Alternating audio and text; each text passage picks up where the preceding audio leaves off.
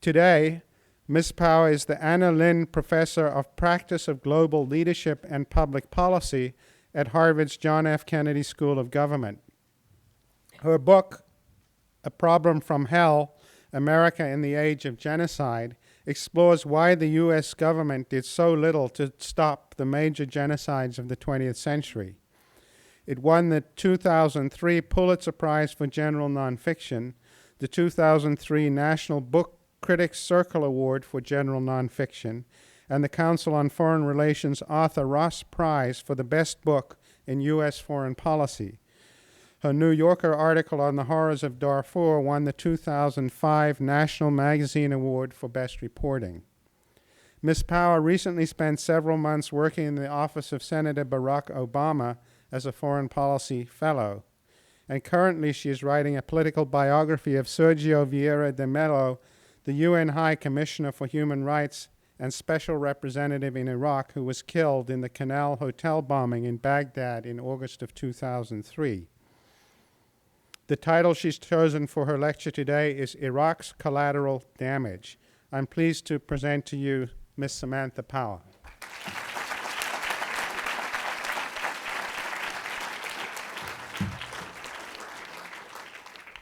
Thank you.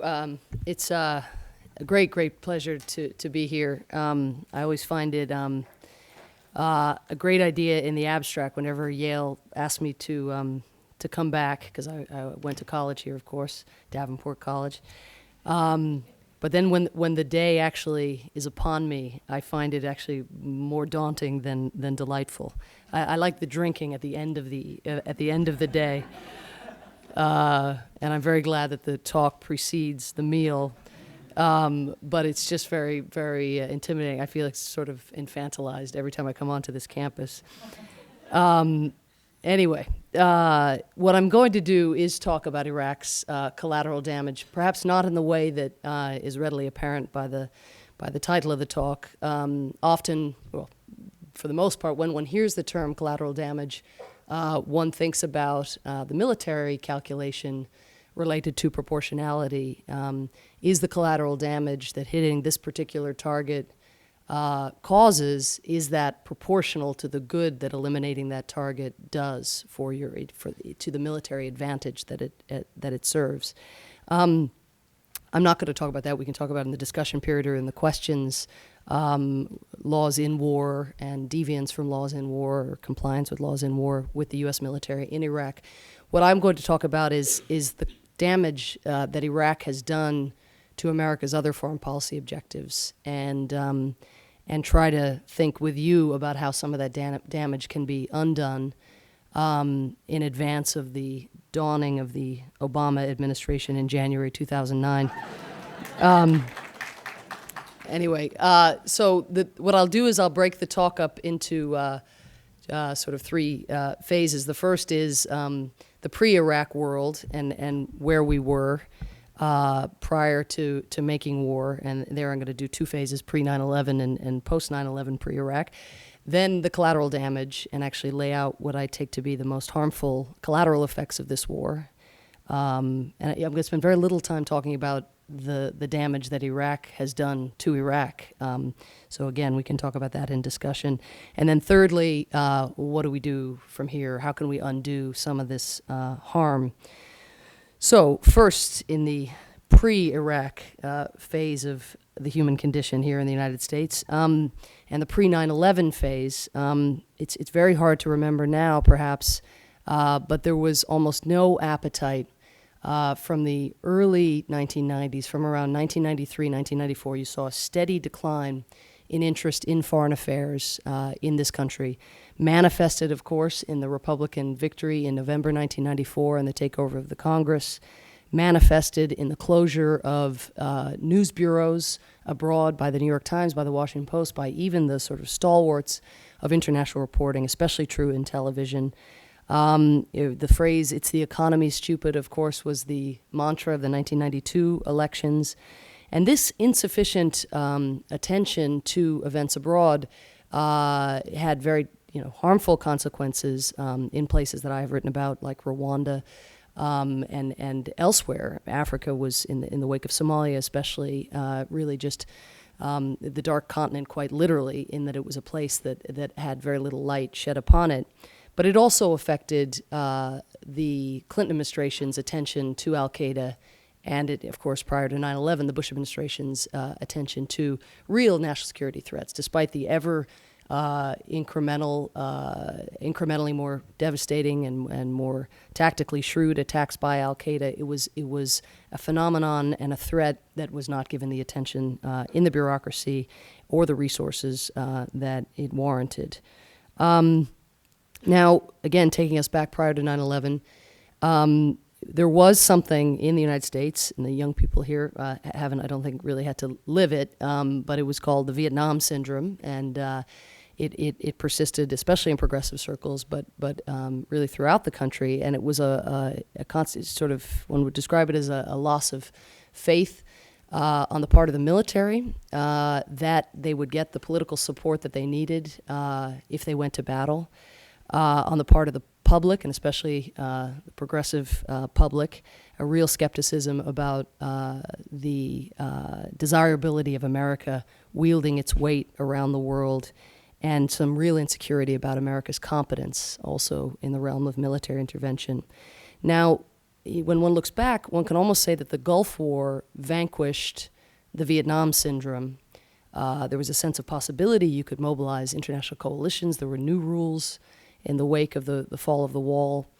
But then no sooner had the Gulf War finished, or had we departed, then Somalia occurred and the tragic events there in October 1993. And so then you had, in the 1990s, no longer the Vietnam syndrome, but what became known as the Vietmalia syndrome. And it took quite a while to kick that syndrome as well. But there was a belated intervention in Bosnia that made it seem doable at limited risk to actually come to the rescue of people in need. But that intervention was motivated largely because of the domestic political pressure on President Clinton. Then, of course, the war in Kosovo, where the United States bypassed the UN Security Council and went to war in service of the Albanian cause there.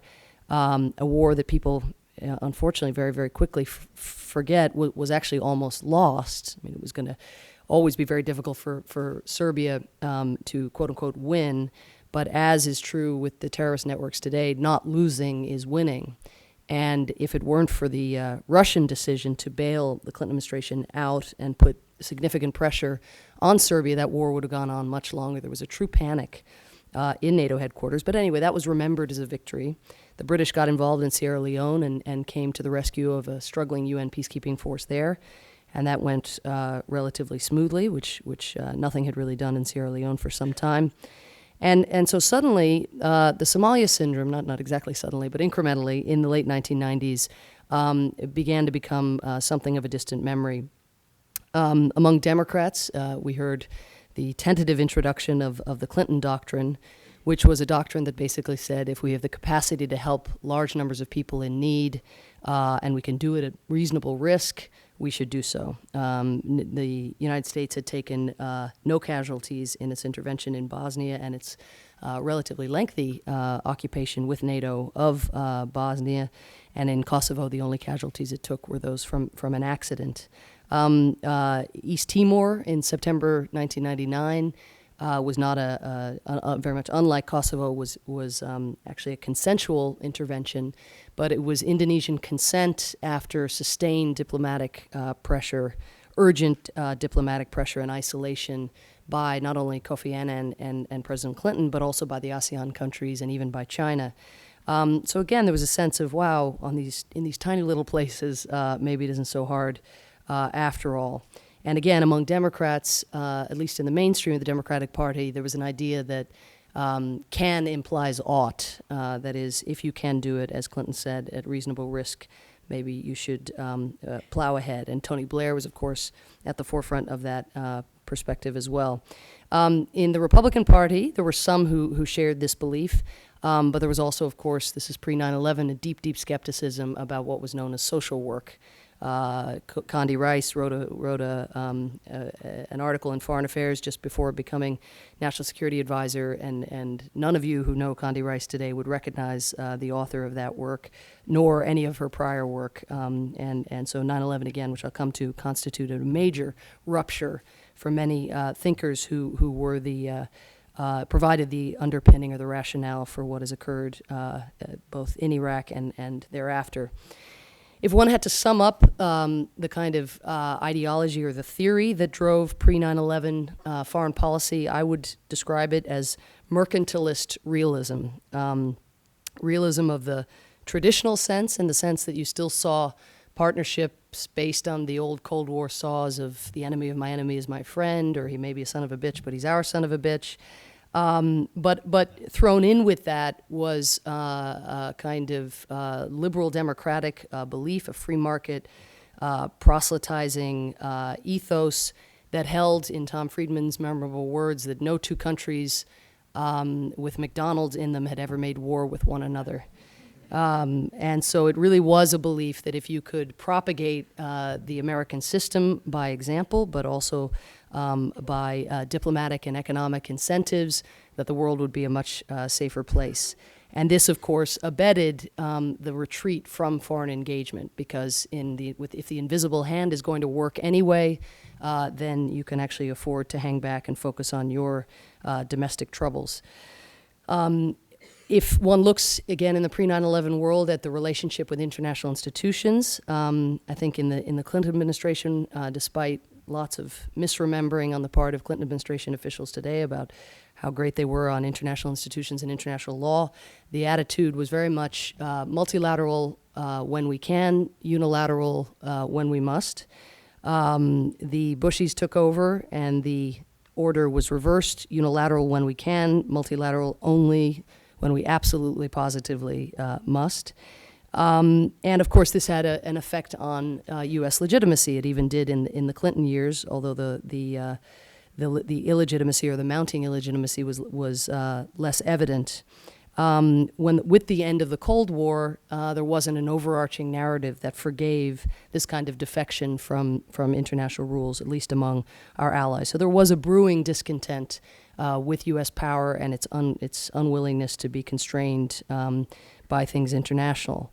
Now, I must say, when one looks back, especially at the first 9 months of the Bush administration, and remembers the erosion, the very, very precipitous erosion of legitimacy that occurred because of the Bush administration's frontal assault on international treaties, on Kyoto, on the International Criminal Court, the memorable unsigning of the Rome Treaty that John Bolton described as the greatest day of his life, when he applied whiteout to President Clinton's signature on the Rome Treaty. Again, a treaty that Clinton signed but didn't push at all, and said he had no intention of pushing.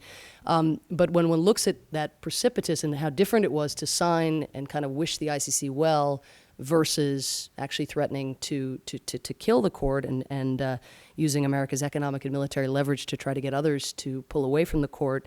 But even when one looks at that and sees the damage that it did, I must say I find myself these days very, very nostalgic for that form of illegitimacy, for the illegitimacy of Kyoto and the ICC. I'd prefer that kind of illegitimacy to the illegitimacy of Guantanamo and waterboarding. But perhaps it's just me, and I think it's important to remember that is what the United States was being judged on, that sense of us being above the rules or only friendly to rules that we made ourselves.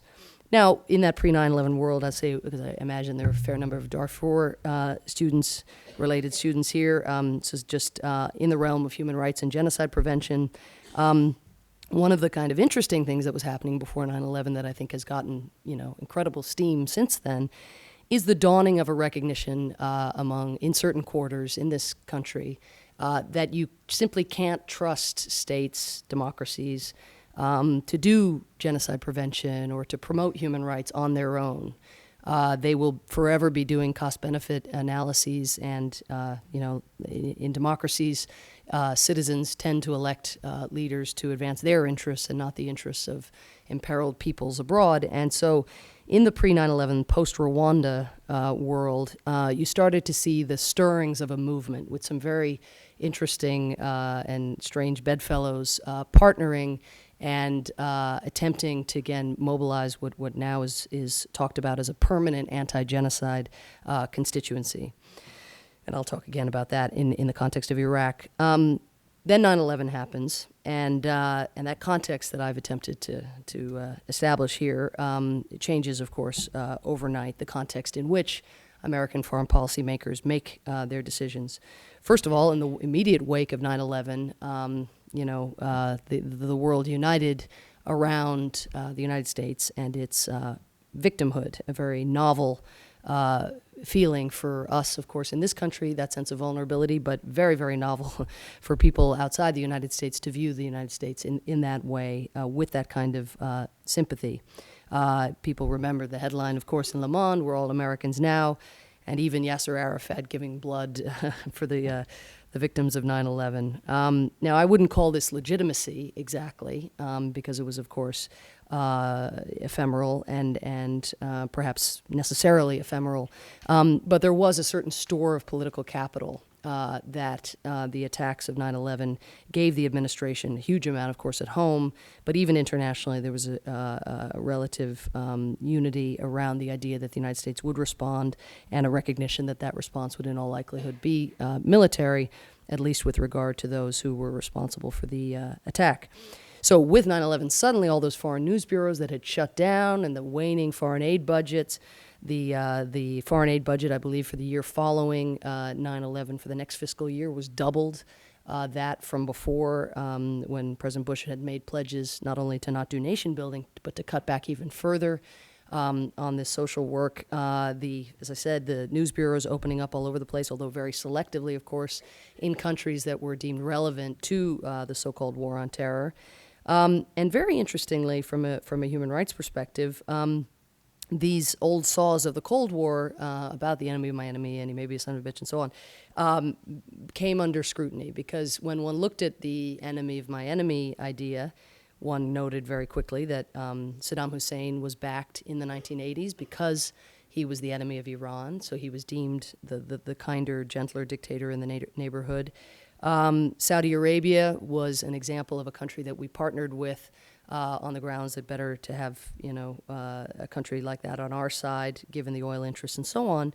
But then one saw opening up the country of Saudi Arabia, or prying beneath the statist veneer, and one sees that in backing undemocratic regimes in a world of asymmetric warfare, inevitably you're engendering resentments of those who resent the jackboot in the human face, as Orwell used to say, but also the sponsors or the benefactors or the backers or the uncritical supporters of those regimes. And so in policy circles where one might not have expected it, and you saw this especially, of course, in neocon circles, who many of whom had been arguing for attention to human rights, again, quite narrowly defined, but nonetheless attention to human welfare in foreign policy.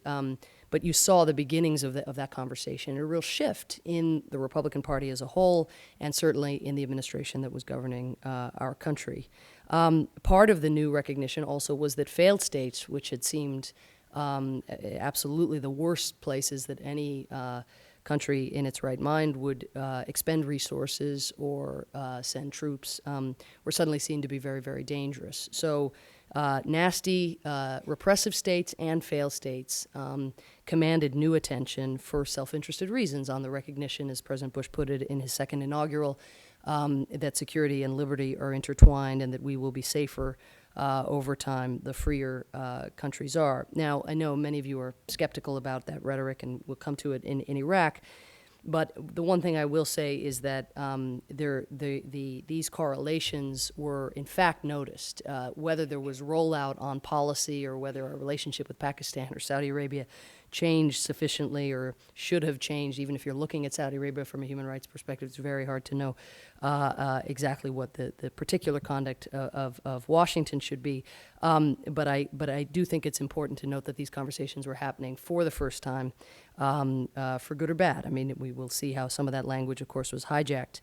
Now, Also, the other thing that happened before Iraq, but after 9/11, was the victory in Afghanistan. I mentioned already the relative ease with which the United States and its allies had intervened belatedly in Bosnia and Kosovo, and Australia, an Australian-led coalition in East Timor, and the British in Sierra Leone.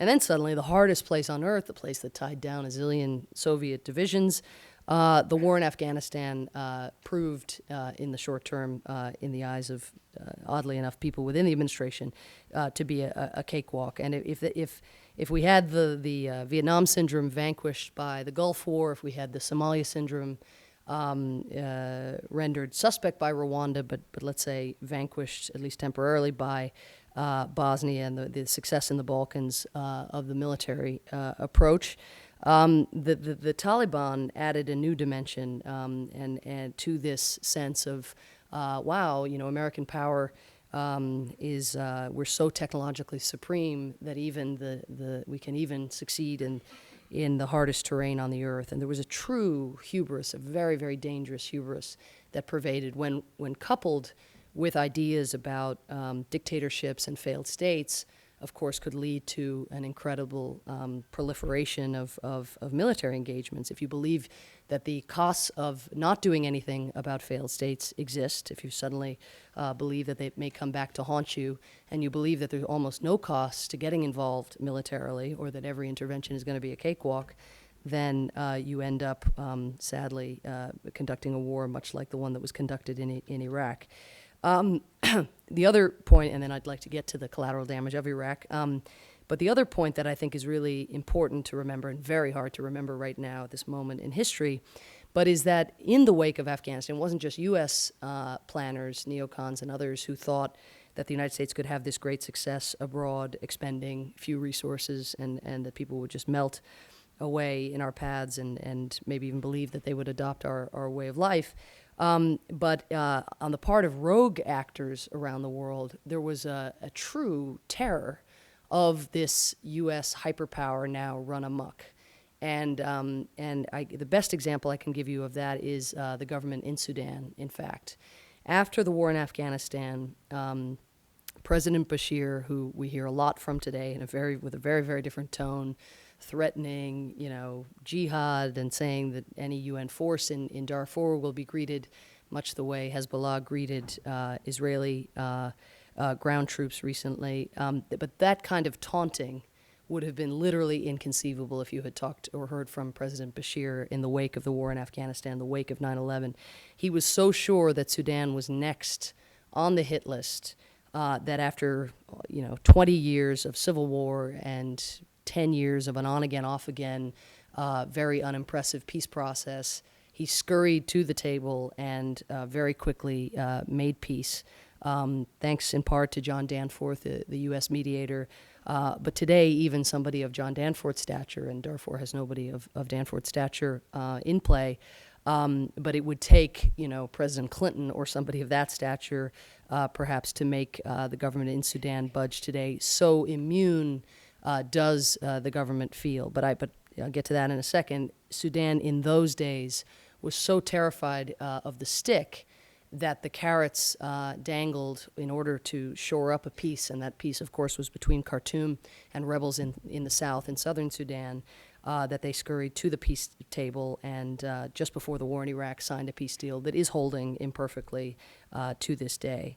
But a very, very different moment, that sort of post 9/11, when we're engaged, when we're bandying the American stick with the knowledge of what a hyperpower actually had at its disposal, a very, very frightened group of rogue actors on the earth. Okay, now to Iraq and the title of the talk and what I'm really here to talk about, which is the collateral damage that Iraq has done, and then how to redress it, if at all possible. First of all, the war in Iraq has eroded U.S. power in ways that are almost impossible to put into words, even by one who considers herself a writer. It is just I think this war will go down in the history books at some point as the greatest strategic blunder in the history of American foreign policy. I'd be very curious what Professor Shapiro thinks about that. But if one thinks about power, and in the 20th century, of course, there's Hard power was the very typical metric. What your military budget was, what your technological supremacy was militarily, what your GDP was, whether you were in debt or whether you were in surplus.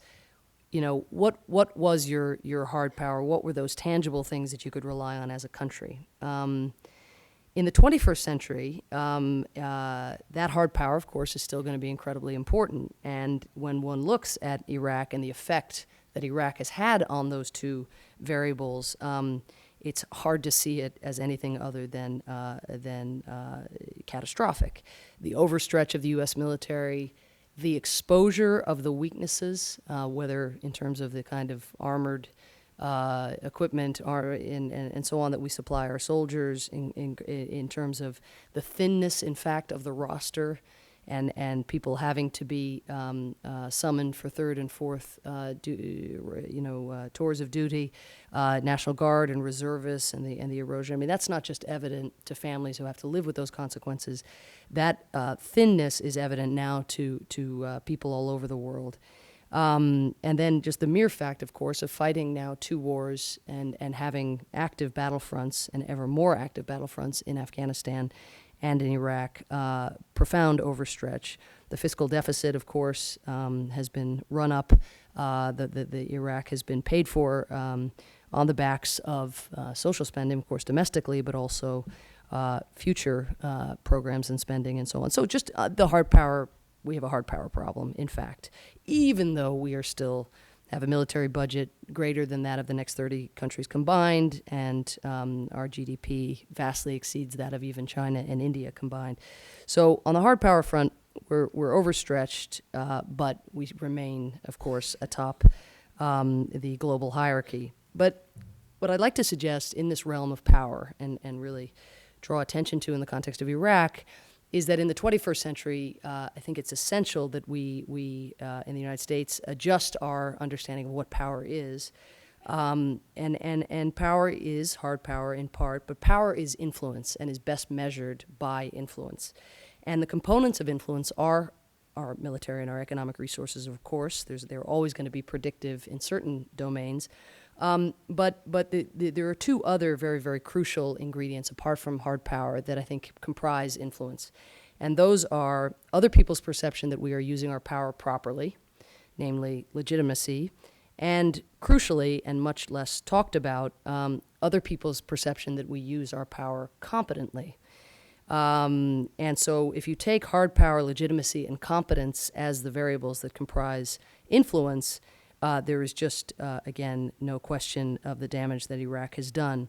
Now, on the competence front, which I'd like to just spend a second on, I think it's also important to note that Iraq is not all that is affecting our competence meter or our standing on the competence axis.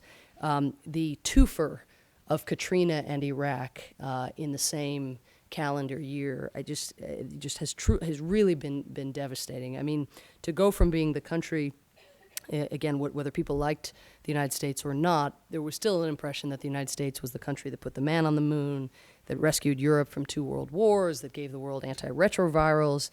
We're no longer the country that put the man on the moon. I do think increasingly we are the country of Iraq and Katrina. And so even regardless of what our detention policies become, regardless of the hearings, regardless of how we get out of Iraq, when we get out of Iraq, actual performance is going to be a true measure of our ability to actually recoup our standing internationally, and I mention our standing in the context of our influence, our ability to get what we want. Now, just remaining with this for a second, all one has to do is just look around the globe today and look at the Bush administration's attempt to pursue a range of objectives to gauge that influence. I mean, what does the Bush administration want in North Korea? Please don't test that nuclear weapon. Whoops. Iran, please don't enrich. Whoops. Sudan, please stop genocide. Whoops. UN reform. The United States actually took, I think, the most enlightened position, believe it or not, on a number of the UN reform proposals. But the disdain for the United States is so great within international institutions that even European countries were reluctant to sign on to the more intrusive management reform proposals, and we can talk about that again in the questions, not to get into it. But and then of course one mentions Iraq and our ability to get what we want. So let's move to looking at influence as power and think about how it can be restored. Second aspect of collateral damage, apart from power, that I think again is worth looking at is the effect that the war had itself on America's other strategic objectives. Now, I've mentioned our lack of influence vis-a-vis those objectives, but let's just think about what the Iraq war itself has produced, or what has come into being in its wake. First of all, of course, another battlefront, another training ground for terrorists who, may have been present in some numbers in northern Iraq. An al-Qaeda cousin in northern Iraq, of course, had nothing to do with 9/11, but nonetheless would have been a problem, some kind of problem, had there been no war anyway. But that threat, compared to the one that exists now, and the sheer proliferation of al-Qaeda, copycat cousins and so on, and militias and others who are crossing borders at will, there's just no question that Iraq itself has become a terrorist threat of a wholly different magnitude as a result of this war. Second, of course, the obvious point that Democrats make all the time, by taking our eye off the ball in Afghanistan, we now do, in order to fight the war in Iraq, the diversion of resources, military and financial, the diversion of legitimacy and credibility and summoning power that goes with that erosion of influence. We now see the Taliban completely resurgent in Afghanistan, in a very, very dangerous second front now that will be fought by generations of Americans. And you're not hearing a get out of Afghanistan movement just yet, but it's going to be interesting to see at what point that starts as well. As the costs of that war are increasingly borne, again, by one sector of our society. Third strategic effect, by removing Saddam Hussein and the Taliban, at least temporarily, we have removed Iran's two great enemies, thereby making life much, much easier for a government that was part of the axis of evil. Fourth strategic effect, if you look at the lesson of the North Korean experience vis-a-vis the Bush administration, if you look at the axis of evil and you're Iran, and you say, okay, so the country that has a nuclear weapon doesn't get attacked, but the country that doesn't actually have weapons of mass destruction, they get attacked because one wants to prevent them from acquiring them. Better get a nuclear weapon in a hurry. That would be the takeaway, I think, for many, many countries. And there's an absolute direct correlation between the proliferation fears that are being stirred by activities around the globe now and that choice between Iraq and North Korea and the lesson that sends. And then finally, in terms of the strategic consequences, rogue states like Sudan committing genocide or defying international will like Iran or North Korea just really aren't afraid of the United States in the way that they were for the better part of the last century. And that, may be something that other countries could compensate for. If we had a true coalition of the willing that was emergent on civilian protection, on proliferation, on nuclear deterrence, you name it, perhaps that would be less harmful. That the United States actually is no longer feared as the 911, as the rescuer, partly because it's too busy to answer the 911, but partly because our weaknesses have, of course, become evident. It's often better to keep the genie in the box, not to expose the contours and the weaknesses of the genie. And military force, as now exposed as ill-suited to these asymmetric threats, is not nearly as threatening. It's very threatening to countries that have return addresses, but to terrorist networks, it does seem that the technological supremacy the United States has worked so hard to achieve is very ill-suited to the nature of the threats that we are now invoking. All right, so now that's on the strategic side. Third aspect of collateral damage is, of course, the huge concentration of power in the executive branch in this country that has been offset a little bit in the last couple weeks. This matters in its own right, and I'm sure many of you have strong views as to how it matters and why it matters. But it also matters because the Al Jazeera instant news world that exposes our eavesdropping programs and our debate or lack of a debate about black sites in unaccountable detention facilities and so on, only underscores the hollowness of our rhetoric about democratization and human security. Fourth, and no need to say much about this, we're more isolated than ever before. I will just anecdotally tell you, as was mentioned, I'm writing, just finishing a book about Sergio Vieira de Mello, who was the best the UN ever produced, which is not saying a huge amount. I have to think of a better way to describe my hero, but a very complicated, incredibly charismatic cross between Bobby Kennedy and James Bond will be my new way of putting it, perhaps. But Sergio is from Brazil and was the Human Rights Commissioner and was sent to Iraq, went very, very reluctantly to try to speed the end of the occupation. After the United States had bypassed the UN Security Council, he was sent he was a decathlete of nation building. He'd been working for the UN for 34 years. He'd been the Bremer of Kosovo and East Timor and had been in Afghanistan, all over the place.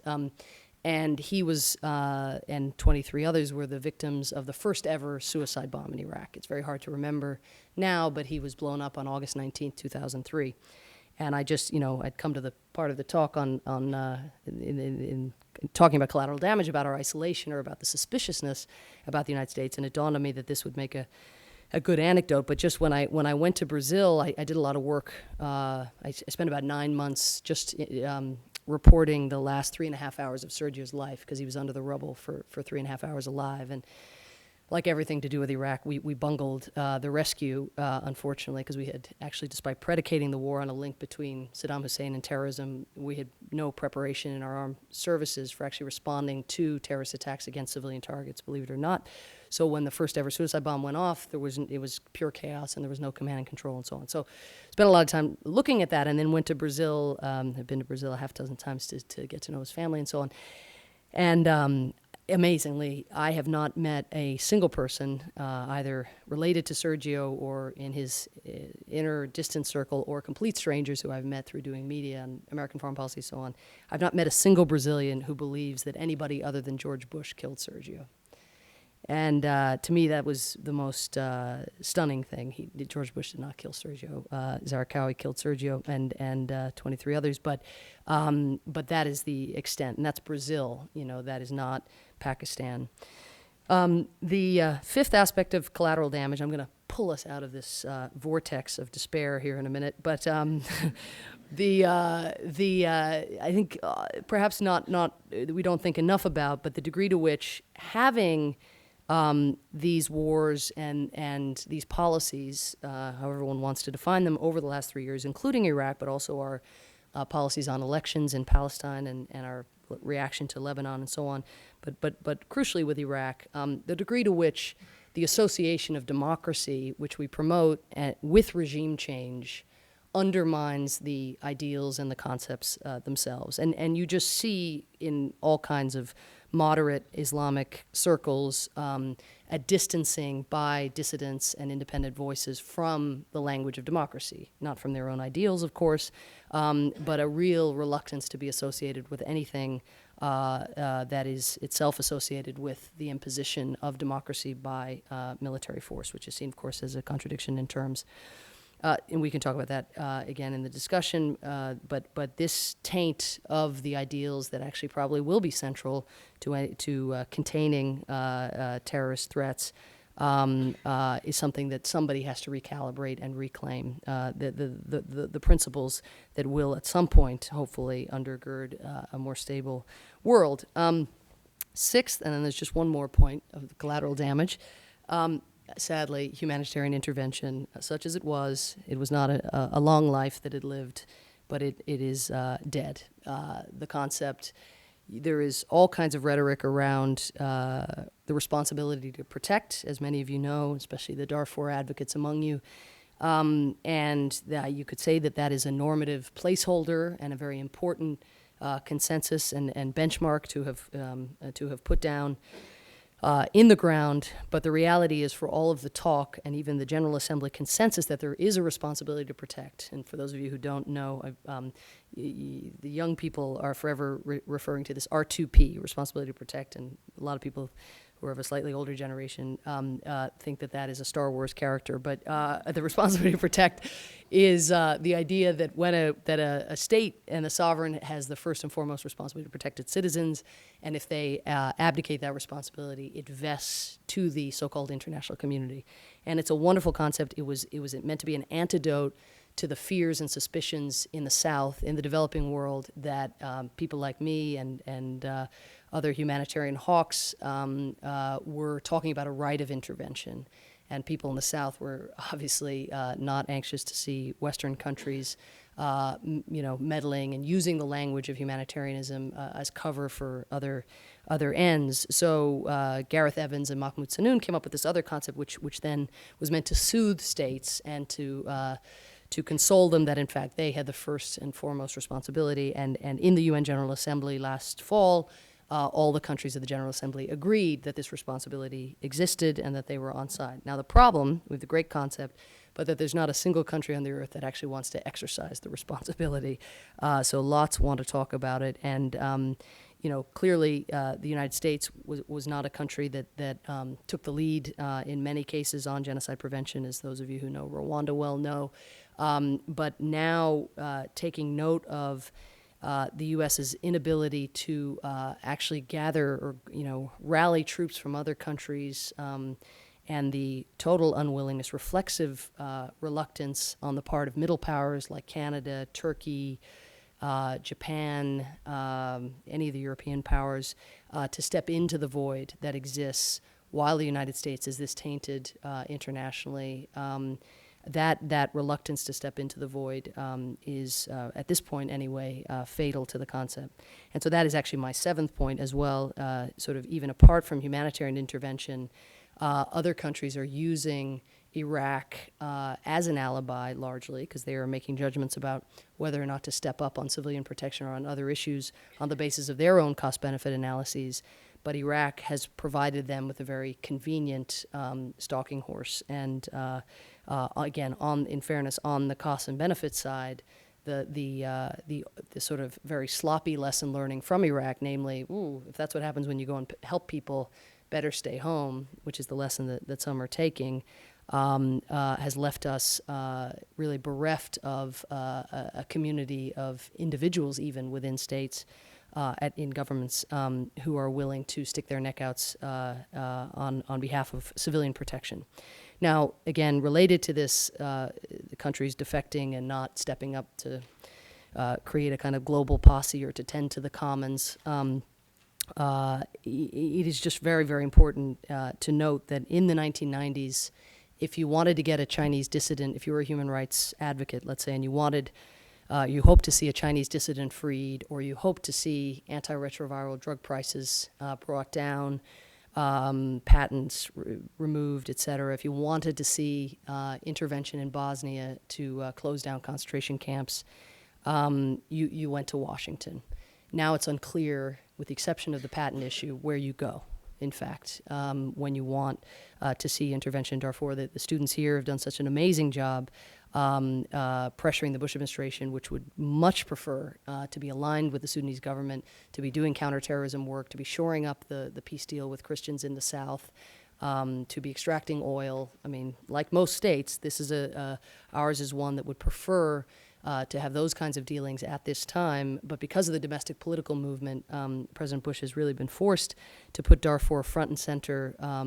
It's atop the list of humanitarian causes, and that it's even made its way onto the list with Iraq, Iran, North Korea, Afghanistan, and the other truly profound security challenges that exist, is a testament to the movement. But the problem is Bush is probably the global leader who's least capable of summoning support in the developing world and summoning troop contributions from other countries. So we've reached this wall in the movement that I hope we can talk about in the questions. Okay, just before, I just want to wrap up quickly with an account of at least some of the components I think that we would have to integrate in a new sort of tough, smart, and humane foreign policy, and one that would try to undo some of this collateral damage, even apart from what we manage on Iraq. First aspect of the kind of power doctrine, you might say, is a return to realism, but for a human rights person to say that, not of the Morgenthawian kind or the Kissingerian kind. Realism, true realism, empiricism, results orientation. And what this amounts to these days is some understanding, as started to, again, brew in the wake of 9/11, that the way a regime treats its own people is a very good predictor of the kind of long-term threat that regime constitutes. But that intervening, and by intervene I don't mean militarily, but diplomatically, economically, when your foreign policy is so instrumental, where your regard for human life in other countries is just so clearly about whether or not they become terrorists and try to come and kill you, it doesn't actually tend to work. And so again, an empirical relationship to scrutiny of internal practices yields a range of different policies than the kinds that we have pursued for a very long time. Part of this empiricism also means a new relationship to international institutions, because if you're actually grappling truly with the threats that lie on the horizon, whether, global warming or contagious disease or, transnational terrorism, or failed states, nation building, and the kinds of tasks, none of these threats are threats that can be met by single countries. And they're certainly not threats that can be met by military force alone, and that's especially true on the counterterrorism front. Just an interesting anecdote there.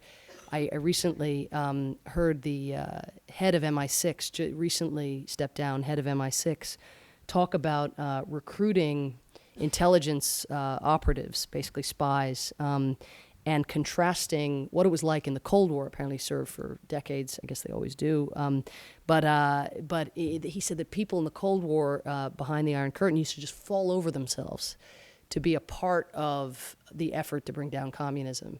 And he said recruiting spies now is just like pulling teeth. It's the hardest thing, because there's no sense of a cause on the other side. Even if you're not a radical Muslim, there's no sense of gratification being associated with what lies on the other side of the ledger. And whether that's true or not, I don't know, but that's the MI6 person. So that just, again, when one thinks about empiricism, surely that would be a metric of a result we don't want. And that's something that we would want to try to be, to have a more compelling story to tell on the other side.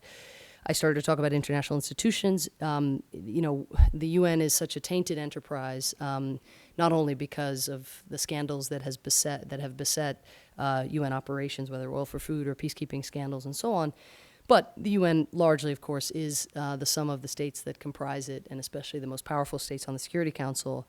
So there has been over the years a lot of finger pointing. It's been far easier to blame Kofi Annan for Rwanda, or to blame the UN. If you're the people who killed Sergio, the Zarqawi people, blamed, believe it or not, the UN for failing to stop the United States from going to war. Completely exaggerating the power of a group of bureaucrats in New York. But unless, these international institutions, the rules are 1945 rules for the most part. The effort to do UN reform this year produced very little of consequence, especially on the management side, especially on rendering the Secretariat more limber to do the kind of work that, having some kind of independent voice out there to do peacemaking and so on might be very useful. So a revisitation of these international institutions, a modernization of these international institutions is itself a form of realism, given the nature of the threats. And yet, right now, our tendency as a country is to show up in those institutions, demand the reforms that we want, and not do any of the kind of diplomacy that we know is necessary, and that we do. Even this administration does bring to bear when something is a national security threat or is seen to be immediate. We are in multi-party talks, for North Korea for a reason, but that kind of sort of sacrifice, or that kind of willingness to do things differently, we reveal our disdain for the tool by our inability or unwillingness to actually make sacrifices or change the way we do business. And in order to fix the UN, and you have to actually want a stronger UN and not a weaker UN. And so far throughout America's relationship to the UN, with the exception of a little shining moment at the beginning with Truman, we have largely wanted a weaker set of international institutions for fear that they would constrain our power. That would actually have to change, and we'd have to do the diplomacy to make others actually want to play as well. Second point, accountability. Of course, the touch phrase President Bush said after the 2004 elections, we have accountability in America. It's called elections. Lo and behold, he's right. But we don't have another, or haven't had another kind of accountability. I worked for Senator Obama for a year, and was really stunned. He's a member of the Senate Foreign Relations Committee, and was stunned by, this is the civics lesson I somehow missed at Yale, but it turns out if you're in the minority party in a one-party state, especially in wartime, such as it's construed, it's actually, you are at the mercy of Richard Lugar, who's the chair, when it comes to holding hearings on something that I think, apart from Iraq, has done more damage to our standing in the world, to our influence than anything else, and that is our detention policies. Whether that means the creation of off-site black sites or Guantanamo and so on, or what goes on in those sites. And of course, for a long time, the fact that our foreign policy team, responsible for, if not the greatest strategic blunder in the history of American foreign policy, as I think it is, at least the greatest blunder since Vietnam or since Pearl Harbor, however you want to date it, and the fact that our foreign policy team remained intact sent, of course, not the right signal abroad. But now that we have accountability and somebody else has the gavel, Joe Biden in the case of Senate Foreign Relations, we have the chance to undo this record. I mean, to me, it was stunning when I went down there to know that despite the damage our detention policies have done to our standing, and despite the fact that the Senate Foreign Relations Committee is there to debate American foreign policy and the costs and benefits of a variety of policies, not a single hearing has ever been held at the Foreign Relations Committee about detentions. Not one. So I was stunned by that. So now we have the chance, but the signs are not terribly good. There does seem to be a great skepticism on the part of Democrats that torture is a winning political issue for them. That is, being against torture is sound politics. Hillary Clinton came out 2 weeks ago and endorsed the president's position on the military commissions, distancing herself from John McCain's position, which was more Geneva Conventions friendly.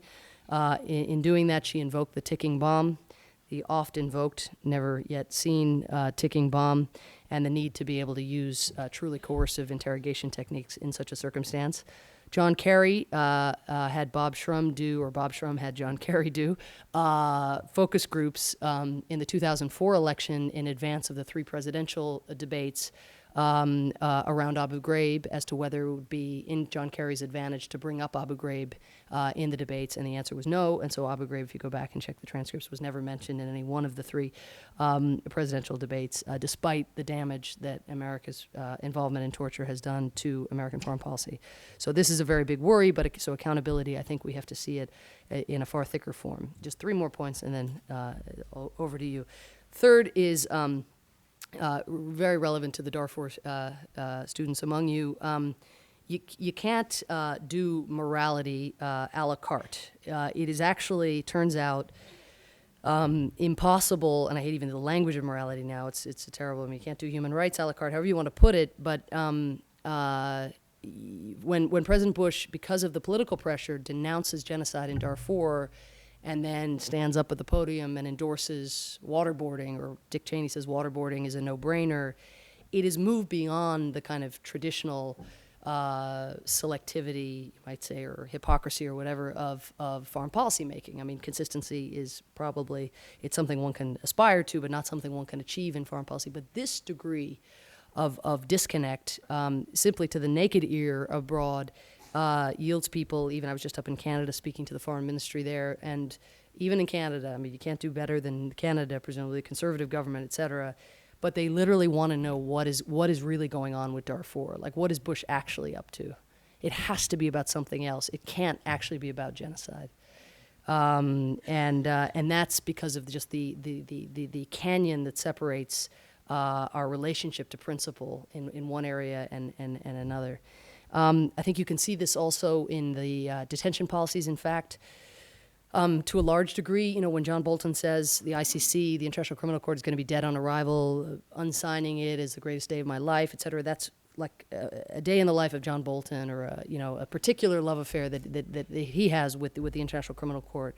Then you have the team of lawyers in the Justice Department and in the White House describing the Geneva Conventions as quaint and coming up with the rules of interrogation and so on. Then you have, of course, the existence of the facility at Guantanamo Bay, the black sites in Afghanistan, maybe in Eastern Europe, et cetera. And then you have torture.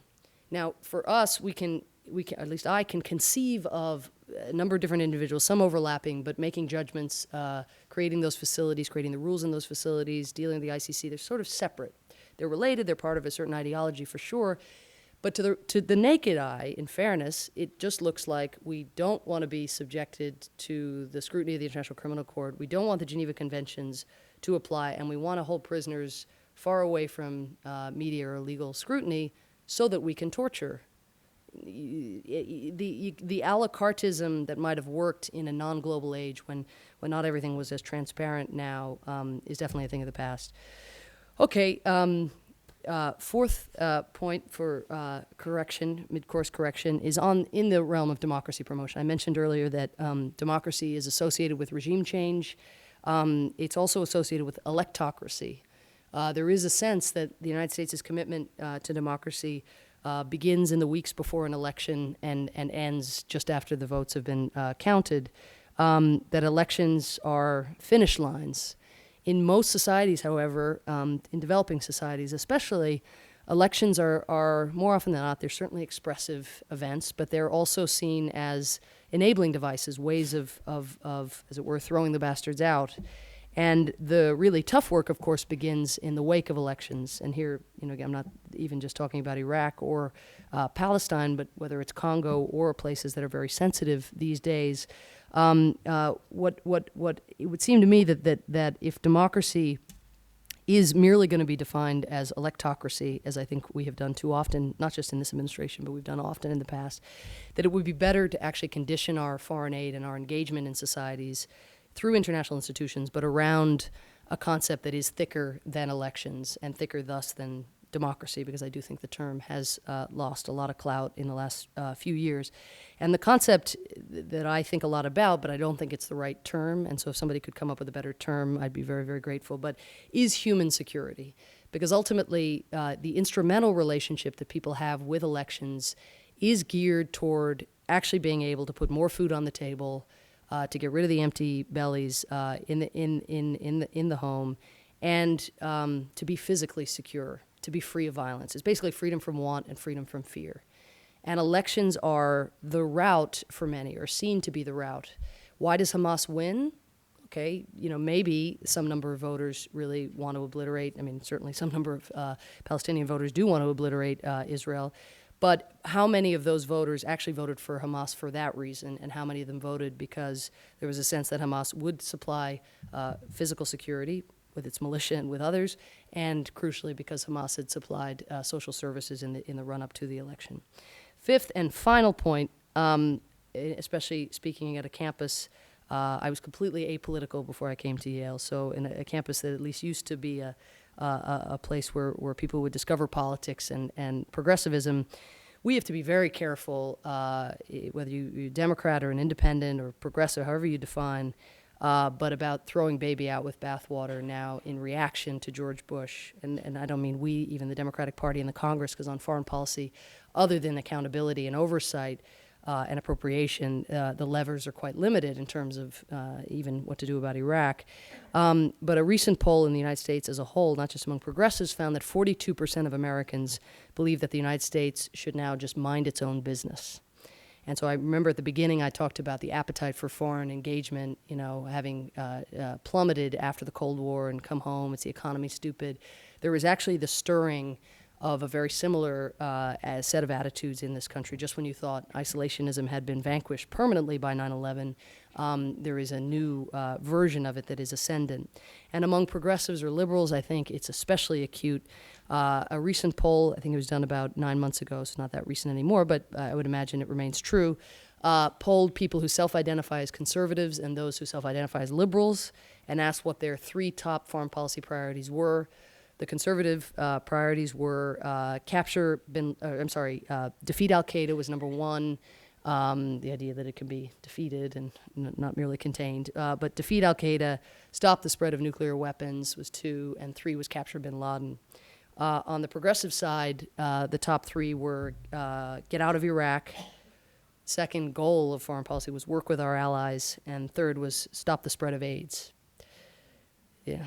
Now, I'm all for all 3, but we have some other work that we have to do as well. And I think one of the true travesties among all the many that are going on in Iraq for Americans and for Iraqis of the Iraq War is that we have not had an adult conversation in this country about foreign policy. I'm not sure we've had one in ages, frankly, but certainly since 9/11, it has been such a political device. Iraq, fear has been stoked, et cetera, that there is a temptation to say, basically, because threats were hyped, there are no threats, and that would, of course, be a terrible mistake. Almost none of the threats that the United States faces on the horizon are threats that can be met without a thick domestic base. You can't become energy independent if the American people aren't brought on for the ride.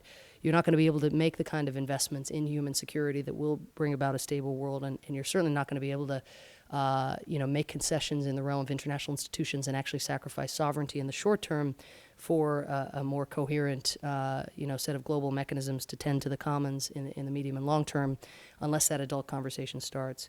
So I think President Obama will do it in January 2009, but I think we could start it in advance. Thank you.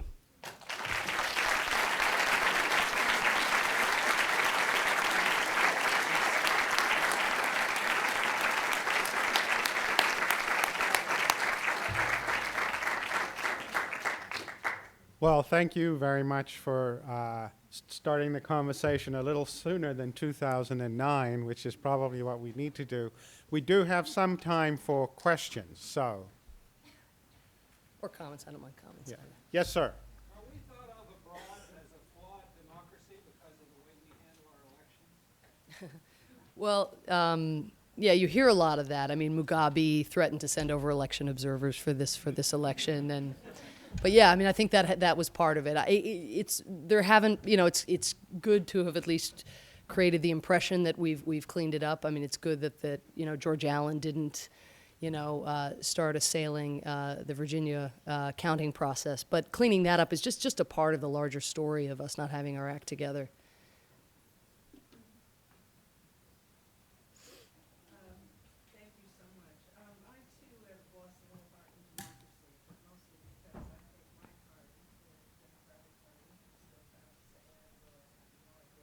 Had more to do with fostering this inability to speak about threats honestly than I could ever imagine.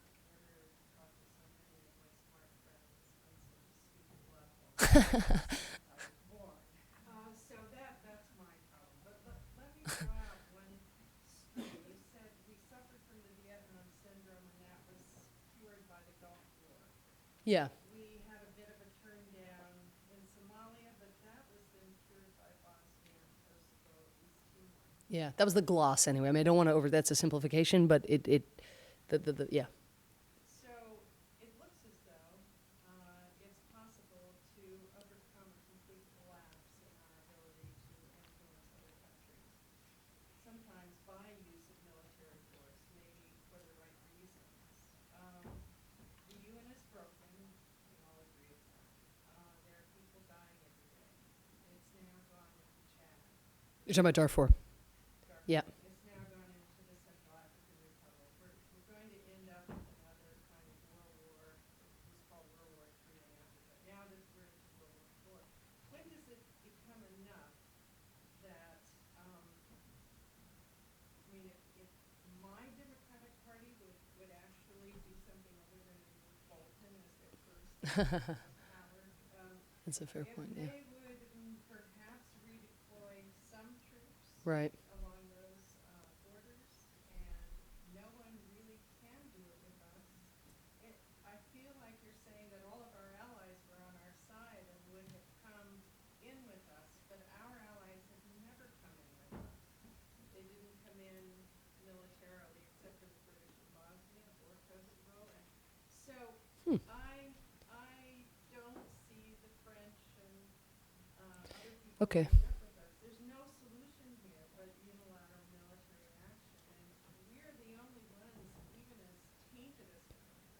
Well, okay. Let me just repeat. Could people hear the question? Or maybe everybody could. Oh, okay. So it's a question about Darfur, and basically, as tainted as we are, couldn't the Democrats have made as their first initiative, other than removing John Bolton, really putting on the map in Washington the prospect of a unilateral military intervention in Darfur as a way of, and invoking my examples of Bosnia kicking the Somalia syndrome and the Gulf War kicking the Vietnam syndrome? Couldn't we kick the Iraq syndrome by actually intervening and helping people in Darfur? Well, first of all, Somalia was over. We were not in Mogadishu when we went to war in Bosnia. We were not in Vietnam when we went to war in the Gulf War. Every day that we are in Iraq, we are tainted by our association with Iraq. I mean, to me, honestly, and I'm green bracelet wearer, Darfur advocate. I've done, I'm a, as they say, card-carrying member of the Darfur revering nation. But the idea that we would invade another Islamic country with an Arab government, even for a cause like this, and indeed especially for a cause like this, is a very, very, it's exactly the kind of a la carteism that I think we have to be careful of. Not because the people of Darfur wouldn't benefit for several weeks, let's say, as soon as we go in, and I mean the Janjaweed would go running, we know that. But then what? And the then what question is, of course, not the question that was asked by the planners in the Pentagon on Iraq. I have no doubt that Zarqawi's people would come to Darfur. I have great fear that as bad as it is in Darfur, and I mean, for all we know, in these coming weeks, it really is the final solution that is underway that the Sudanese government is planning. I mean, it is the most helpless I think I've ever felt in my whole sort of foreign policy watching life. But as bad as it is, I think one of the lessons of Iraq is that it can always get worse.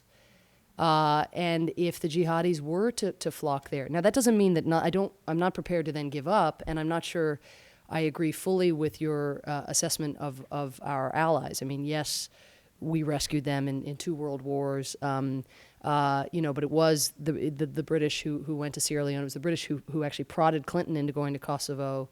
The British and French put peacekeepers on the ground for 3.5 years in Bosnia before the intervention occurred in September 1995, as did the Swedes, the Dutch, the Canadians. The Canadians are in Afghanistan, as are the Dutch, amid great political controversy now, trying to stop the resurgence of the Taliban. So, but having said all that, most of those interventions were done for the same reason we have done ours. They thought it was in their national interest. And the publics that are getting very skeptical about participation in Afghanistan are those who are saying, wait a minute, why do we want to become the enemy of the Taliban too? Wouldn't we be better off building walls around us? And you see this in the Dutch debate and in the Canadian debate. But ultimately, you're not going to get, I think a U.S. invasion. First of all, it's just unthinkable in the Pentagon, as you know. But just because it's unthinkable doesn't mean it shouldn't be thought and debated. If it were desirable, I would be pushing it strongly, even if it was unthinkable and Don Quixote-like. But I actually think it would be a very bad idea. Thus that brings us then to this terrible half-assed kind of compromise solution in between, which is this UN protection force of 25,000. Then you ask yourself, where are those troops going to come from? Well, it'll be hard enough, even if Sudan were to consent to the protection force, to get countries to contribute peacekeepers to that force. I mean, the UN now has, for all the criticism one wants to make, again, of these other countries, as I made in my speech, there are 110,000 peacekeepers now being fielded around the world, manned by a tiny little pipsqueak staff in New York.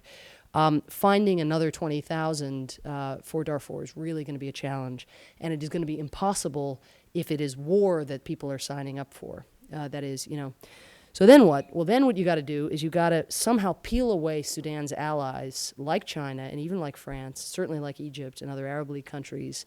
And the United States can try to do that. It hasn't tried, I don't think, with any of the gusto, and that's what we should be pushing for domestically and what the Democrats should be pushing for. But peeling away the allies in order to get Bashir to walk back off the edge of his branch, to get that force in, in order to get that consent that we need, in order to get the 25,000 troops to do the protection that we want, there's going to have to be a political story told as well, and a reconstruction story and a development story. And so, if it's this administration, if it's Andrew Natsios, if that's who we're stuck with, finding, some other Trojan horse or set of allies. I was meeting with General Dallaire last week or 2 weeks ago, also in Canada, about Canada being one of these countries, but Canada, South Africa, Jordan, Turkey, perhaps, some kind of contact group of stakeholders that have more legitimacy in the Islamic world and whose support Sudan actually still cares about. Certainly China would be atop that list, but doing so where you're presenting both the stick and, sadly, the carrot. I mean, Iraq has killed the stick. So that's the irony, is you end up in a position where you have to conjure up a story about how Sudan gets, in effect, rewarded for genocide in order to get them to stop and to save the people who could still be saved. But it's very pragmatic and kind of my post-Washington Kissingerian side. But just the invasion of Sudan by us, what would follow, it really scares me. I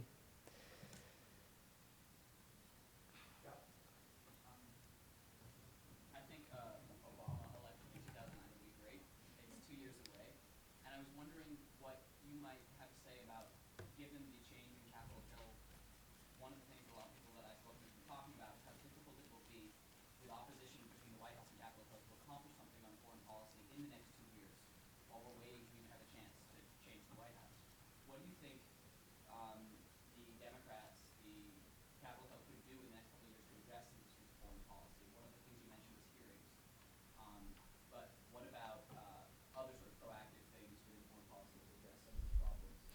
Well, I think that hearings will be good for the country and very good for people like us, academics and so on, and too many of them very bad for the Democrats. I mean, they will very much give off the impression of crying over spilled milk and so on. What hearings can achieve prospectively, I mentioned on detentions that there have been none on things that are deeply damaging. I mean, I would love to see hearings on those issues and a real debate about, a return to the debate on the military commissions, on habeas corpus and all of these things. I am not optimistic that this is something the Democrats are going to take on in the first year anyway of their newfound glory. But what I started to say was on Iraq, in this miserable sort of imminent in the misery that will ensue one way or the other in Iraq, either if there's some kind of, if Bush insists on, as it were, staying the course or shrinking the presence, but if Americans continue to die and Iraq continues to deteriorate at the pace it is, and not a single progress report in Iraq, quarterly progress report in the last 2 years has done anything other than gone down in terms of number of civilian deaths, unemployment. The whole country is just shutting down. And I should add that the violence also is genocidal violence, which is not spoken about very often. And I don't use the term lightly. It is, of course, a civil war, but when you get pulled over at a checkpoint and simply being a Sunni is enough to get a bullet in your head, or simply being a Shiite elsewhere in Baghdad is enough to get a hand drill. That's a genocidal mentality. That is just being judged for nothing you have done, but simply because of who you are and your religious identity. But one of the things that the reason to have hearings is, partly it's retributive, partly it's what David Brooks used to say about or said at one point about Rumsfeld and the foreign policy team is when you drive drunk, you get a DUI and you get your license suspended. If you are responsible for a blunder of this scale, you should at least have your foreign policy license suspended. And, why, when you get behind a wheel, why is the wheel of the entire American military not worthy of suspending? Well, that has finally, of course, happened. But the other thing is to scrutinize in a less ideological way these assertions that are made on both sides. The side on, no one's going to like this because I'm sure everybody has their view on what to do about Iraq, but the assertion made on the side of staying the course, which has been, assertions made by people who have been making these same assertions from the beginning and now have no credibility whatsoever and have revealed a grotesque lack of judgment at every turn. and spend, and thus, clearly more interested in preserving their own reputations than in actually having an honest conversation about how hard it is to think about getting out at any point. But those claims of we're actually, as bad as it is, we're staving off a larger harm. What many here probably disagree with those claims, again because of the lack of credibility of those who are making them and because of the manifest harms of being there. But with Democrats, you're actually going to have the chance to really battle that out. I mean, when they would say that with Lugar behind the chair, they'd be like, "Oh yeah, thank you for that perspective and your brave service for the country, and we really, thank you for taking all this time to come up to Capitol Hill and consult with the American people." I mean, it was. It was just the worst experience you can imagine having is with our foreign policy going into the tank, seeing how oversight and accountability was working. So when they make that claim about, in effect, the water's rushing through the dike, there are sort of 25 holes in the dike, we have, fingers in 10 holes.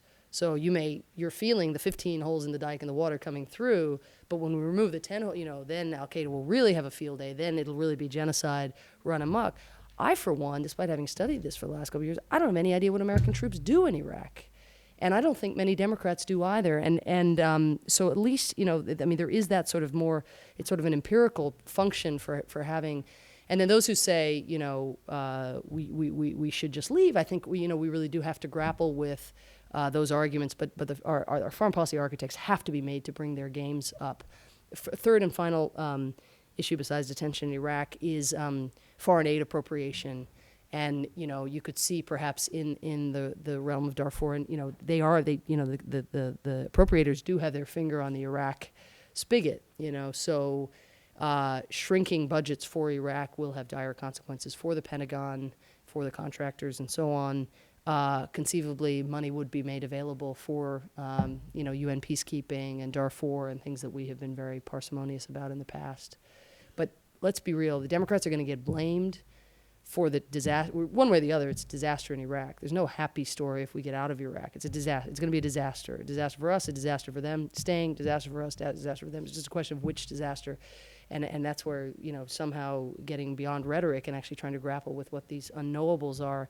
But what's really sad about taking both houses is that I don't think the American people fully understand how powerless senators are in general, to affect the conduct of foreign policy. I was with Wes Clark over the weekend in Chicago, and he had toured the country and promoted 34 campaign for 34 people, and was flush with victory. And the first question I asked him is, I said, is this the kind of corollary to Colin Powell's Pottery Barn rule, where, okay, you break it, you own it, was his point to the Bush administration about Iraq, but now it's broken, you win, you own it. Like now you own the store, you own the Pottery Barn, it's you're stuck with everything broken and everything fixed, and without the commensurate authority to fix it. And I thought it was really interesting, Clark said, undoubtedly, the election last Tuesday, this was, on Sunday, I think, what did I say, Tuesday, 2 days ago, he said the election on Tuesday, he said there's just no question, it's great for the country, bad for the Democrats. I was stunned, and that's a guy who made it happen. Maybe very bad for the Democrats, he said. Yes, sir. Yeah. I think when we talk about this collateral damage, most of us disturbed by the 6th point, which is the human death, the civilian casualty. Yep. I think according to John Hopkins study in October 2004, there were estimated 100,000 civilian deaths in Iraq.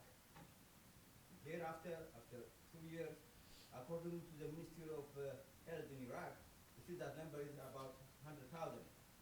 But the United military accepted, since the war started, I don't know up to when, but they dropped 50,000 bombs. As you know, now our bombs are so precise, they rarely miss their target. I don't know the correlation that 50,000 to that population is. But my point is, when we talk this collateral damage, what are now the figure we have, the actual casualty on the part of the Iraqis? That I think most of us really discuss. What's your number? When we talk collateral damage, what's that? How do you Yeah. And how do you come to the point of this thing about collateral damage in this particularly the number of Iraqi deaths? Well, I appreciate you asking the question. I actually didn't even talk really much about Iraqi deaths, which is, I've tried to a little bit, kind of disclaim at the beginning. But the British Lancet came out with a study that I don't think is accurate, but was very influential abroad and made the front page of all the Arab newspapers. But that 650,000 Iraqis had died, believe it or not, since the start of conflict in March of whenever it was, 2003. That seems like a very high number. One, of course, you can look at collateral damage in two ways. I'm using the term metaphorically and not legally or militarily or however one wants to look at it as you are. But if one is looking at Iraqi casualties, some number of casualties are, of course, inflicted by U.S. soldiers at checkpoints, in searches, this sort of trigger-happy or trigger-unhappy, in fact, but tendency of soldiers in now seeing enemies everywhere and increasingly accurately seeing enemies everywhere in Iraq. There were instances, the famous wedding party very early on was hit, by American planes. They were bombing. The checkpoint incidents are the worst. Just the number of cars that have just, in approaching, not understanding the sign language or the signs, and then just gotten blown away. And then you look inside the car, and it was, a pregnant mother and 3 children or whatever. And so there's that portion of whatever the figure is, which I don't know what the figure is, and I haven't been overwhelmed by any of the or overly impressed by any of the calculuses. Several 100,000, one would think. Right now, 120 Iraqis are dying a day on average. That's, what is that, 40,000 a year. That number's just going up all the time. So you'd imagine a couple 100,000, which would include this collateral damage or this, American inflicted casualties, but then includes much more, a much higher percentage of the deaths in Iraq are those that you could argue are collateral damage to the U.S. invasion because they ensued in the wake of the invasion, but they're not actually inflicted by Americans. They're inflicted by Al-Qaeda or by Shia militia or Sunni militia, or as it were, agents of the Iraqi government, of these police forces or the military that we have trained. So I don't have a great answer, but it's probably important also to say that not every one of the 120 deaths a day, not even a large percentage of them, are inflicted by the Americans. But when around the world, when people see deaths out of Iraq, they immediately are tallied at the foot of this country because of, largely so anyway, because of our role in precipitating the war. Before drawing our proceedings today to a close, which unfortunately the hour has arrived where we must do that, I would like to invite everybody to join us upstairs on the second floor and continue this conversation, which certainly will go into 2009 and beyond. It just remains for me now to thank Professor Power for helping us begin it and for giving us so many good pointers. Thank you very much. Sure. Thank you.